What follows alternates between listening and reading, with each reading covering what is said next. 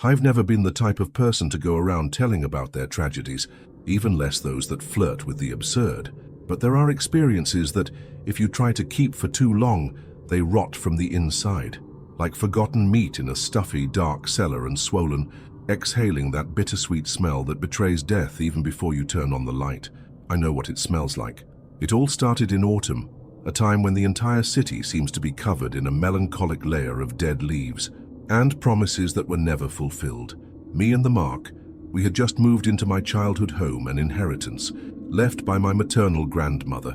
The decision seemed, at the time, practical, financially sensible, and perhaps emotionally necessary. I said it was a fresh start, but deep down I knew it was a return, not to childhood itself, but to the ghosts. I left them locked inside, piled up between moldy walls and distorted memories. The house was an old, single-story building with wooden windows that creaked even with noise, the gentlest wind. It was at the end of a dead-end street where the grass grew fierce, swallowing sidewalks and rusty fences, and the streetlights seemed more committed to creating shadows than dispelling them. At night, everything became a blur of darkness and silence, a silence so dense that, at times, it seemed to whisper, the type of a place that forces us to listen to what we don't want to hear. Mark, ever the skeptic, thought my discomfort was just poorly processed nostalgia.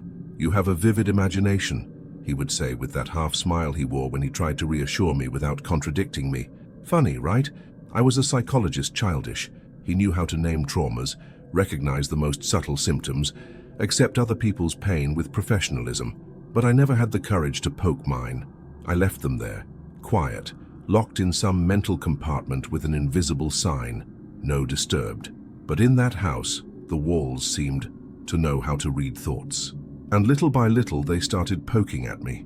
In the early days, everything was just weird. Little things out of place, muffled sounds like footsteps on the other side of the wall, figures that passed too quickly to be seen, certainly too slowly to be ignored, but nothing concrete. And maybe if we had left soon, there would still have been time to believe that everything was the result of stress of change. On the third night, I went down to the basement to look for an old photo album that my grandmother I used to keep it. I wanted to distract myself, try to rescue something beautiful from those memories cloudy. The basement was cold, with damp running down the walls like sweat. A smell fort of old wood, rust, and old paint filled the air. Metal shelves covered corners, stacked with unopened moving boxes, forgotten tools and objects that my grandmother seemed to have accumulated for decades. This all gave me a visceral discomfort, but I tried to ignore it. That's when I saw the door. It was hidden behind a bookshelf that had to be pushed with effort. It was a thin, narrow door, almost too discreet. No doorknob, no hinges apparent, just a dry outline on the wall, like an old scar someone tried to hide, but still pulsates under the skin. It had a different tone, more darker than the rest of the wall, as if it had been made of a material that he belonged to that house, nor to that world. I stood still for long seconds. I couldn't remember. Seeing her as a child, and I knew that basement, or thought I knew. "Have you seen this before?" I asked Mark later, trying to sound casual. He barely looked up from his cell phone. "You lived here, don't you remember?" "No, it's never been here." "Maybe your grandmother had it installed before she died." "She died in the hospital," I responded automatically, but my voice came out drier than I would like. Something about that bothered me deeply, and the way he said, as if it were just another door, it got on my nerves. That night I dreamed about her, my grandmother. In the dream I was lying in bed, the same bed from childhood, with the mattress that the blanket creaked and smelled like mothballs. There was a yellowish light coming from the hallway, and the air had that stuffy heat typical of when the whole house breathes together. I felt the presence before I saw it. It was like a weight pressing on your chest, a tingling in the back of the neck. She was standing in the doorway of my room, motionless. He was wearing that blue woolen robe that I always wore it on cold nights, the same one that years later I found folded in a trunk in the basement. Her hair was longer, disheveled, covering part of her face. But I didn't need to see her eyes to know it was her. She mumbled something, words without sound, incomprehensible, but there was no movement on the lips. None. Her mouth just sat there, open, as if something inside her was pulling at her fingers, corners, up, forcing a smile that was too wide, inhuman, as if the skin of the face was being pulled by invisible hooks, stretching until it almost tore. That one paralyzed me. I tried to scream, but my voice wouldn't come out. I only heard the sound of my heart, pulsing like a dull drum in the ears. As I got closer, I noticed his eyes weren't there. There were two dark orbits, and empty. The darkness within them seemed alive, as if there was something looking back, something that wasn't her. I woke, up with a start in a cold sweat. Mark slept next to me, facing away, breathing calmly. I tried to convince myself it was just a nightmare, perhaps influenced by the climate of the house, the conversation in the basement, but something inside me knew that this wasn't just a dream. It was a warning, a memory, or a door that I had locked myself and was now starting to open. I woke up with a weight on my chest, as if something was sitting on top of me. The room, it was stuffy, more than usual, and the morning light was coming in through the cracks in the curtain, as if it was also afraid of spreading. I looked to the side. Mark had already up. I walked down the stairs, feeling the creak of the steps beneath my feet like a warning. The house, it was strangely silent, not the calm silence of a lazy morning, but that dense type, full of expectation, as if the house was holding its breath. That's when I saw it. The cellar door was ajar. Don't ask how or why. I just was. That door, without hinges, without doorknob, previously sealed to the wall like a forgotten scar, now revealed a crack, dark, narrow, deep like a bottomless pit. The wood around it seemed deformed, slightly arched, as if it had been forced to give way. But there was no brands, no scratches, no key, nothing. I felt my stomach sink, a dry, immediate nausea. The kind of nausea that comes when you understand deep down that something is wrong, that something came out, and that you invited him, even if you didn't mean to. I should have closed the door, nailed wood, called someone, but I just stood there, frozen, staring at that narrow gap as if it were staring back at me. And that's when he left, not all at once. First, a sound, an almost imperceptible drag like fingernails, long brushes against concrete. Then a shadow that made no sense, stretched against the light, as if it did not obey the laws of the world. So finally, the thing. It was a creature, but it was also an idea, an impure thought, a trauma ancient that had taken shape. His body resembled that of a human being, but as if someone had tried to assemble a human body of broken hearts and nightmares' children. Too tall, too thin, bent at angles that made me want to close the eyes. The knees were bent the wrong way. The arms were as long as branches of a dead tree, hanging in a way that seemed limp and at the same time, predatory. Bare feet never made a sound. It moved like smoke, like a memory, and yet there was weight. In his presence, the light avoided his body. The air seemed to stop around you, but the face, it was mine. Not the face I saw in the mirror every morning, tired and grown up, shaped by my years. No, it was the face of my childhood, more specifically, when I was 7 years. The expression was frozen in time, eyes wide, mouth half closed, like he was about to scream, and the look, that look. The same thing I did when my mother locked me in the dark room for making a fuss. It was a fear, raw, primitive, that ran like damp down the walls of my past. The creature looked at me, or rather, looked at me with my own face, and then it disappeared. He disappeared into the house like a dissolving shadow.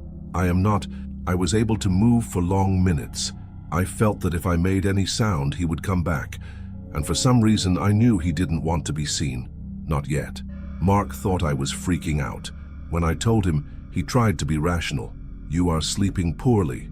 The stress of change. Working with children affects you more than you admit. I knew good that tone.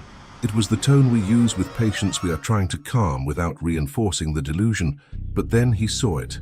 It was a sultry night a few days later. We woke up to a dry noise like steps, but not ordinary steps. They were dragged, irregular, as if someone were walking on planks with broken feet. We took the flashlight and went down together. The basement was pitch black. A damp cold spread across the floor, even with the summer outside. And there he was, crouched in front of the door, like a dog waiting for its owner. The back bent into an unnatural angle, arms hanging from bent knees. It didn't move, just us. I heard it coming, as if it had heard our every step before we even went down the stairs. "Steps," Mark shouted, a scream that wasn't of terror but of something deeper, a sound guttural, torn, but he didn't run. It didn't move. He just screamed. I tried to pull him away, but it was as if something invisible was keeping him pinned to the ground. The creature turned slowly. The bones cracked, a dry, repulsive sound, like wood breaking inside. The eyes, my eyes, glowed with something that wasn't human, and he walked up to Mark. It didn't run, walked, step by step, silent like suicidal thoughts in a sick mind. Mark started to cry, an ugly, childish cry, sobbing and drooling. I never had it seen like this. And then, between sobs, he spoke. "You betrayed me. You lied." But it wasn't him. The voice was his, but the words didn't seem to come from inside. It was as if someone had reached down his throat and moved his fingers, muscles like a puppet. I was paralyzed. I couldn't say anything. He just watched, in shock. And then I saw it. The creature was still. He didn't speak, but his lips moved along with Mark's, as if every word spoken by my husband was repeated by him. How if spoke in unison, merging voices and feelings into a single nauseating sound. After that, everything fell apart. Mark didn't sleep anymore. Neither do I. We started to argue. Little things became explosions. The house, it seemed to absorb our fights, as if it fed off of it. The mirrors fogged up even without steam. The clock in the room stopped at 3:17 a.m. and never started again. Sounds were coming from the basement, always from the basement. One time I woke up to Mark looking at me, just looking at me, standing next to the bed. When I asked what he was doing, he said, "You were crying in the dream. I could wake you up." But I wasn't crying, I was laughing. And deep down I knew. It wasn't just the creature that had come out of the door anymore. Something was entered too. Something that was now inside us.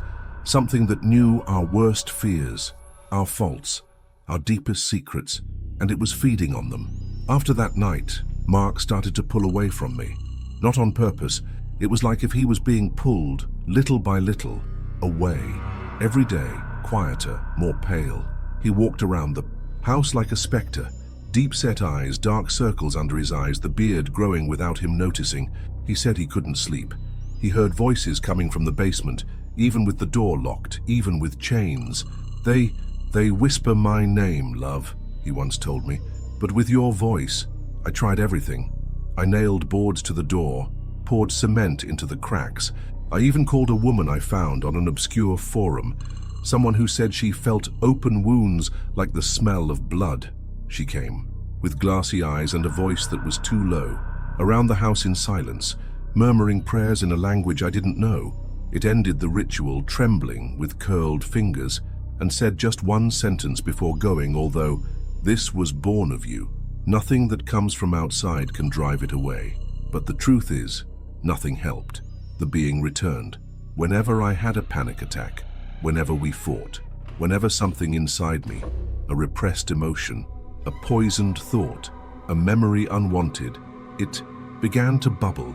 He appeared in the mirrors, in the cracks in the door, in dreams. Sometimes I heard my own voice calling me from deep in the basement, not angry, not afraid, missing you, as if a part of me still she was down there, locked up with him, waiting to be remembered. It was then that I began to understand. That was mine, a projection, a psychic wound that had gained flesh, an old forgotten trauma encapsulated in silence for years, and now with a body, eyes, mouth, and will of its own. He was not an intruder. It was a part of me, shaped by pain, fed by every time I denied what I experienced. It was the scream I never made, the fear I never dealt with, the locked-up girl who was never released. Last night, Mark disappeared. I woke up to the smell of wet earth and fresh blood. The room was empty, the bed unmade. In the basement, I found his shirt, torn, dirty, abandoned like old skin, and bloodstains. They formed a trail, a red path that led straight to the door, that it was open again, but this time there was something written on it, scratched with nails, so deep it seemed engraved on the wood itself. "You're not ready to be alone." The words were still fresh, with bits of skin stuck to the splinters. I looked at that for long minutes, feeling your chest tighten until it hurts, and I understood. It wasn't the Mark he wanted. It was me. It was always me. Mark, the dreams, the manifestations, the noises, everything was a distraction.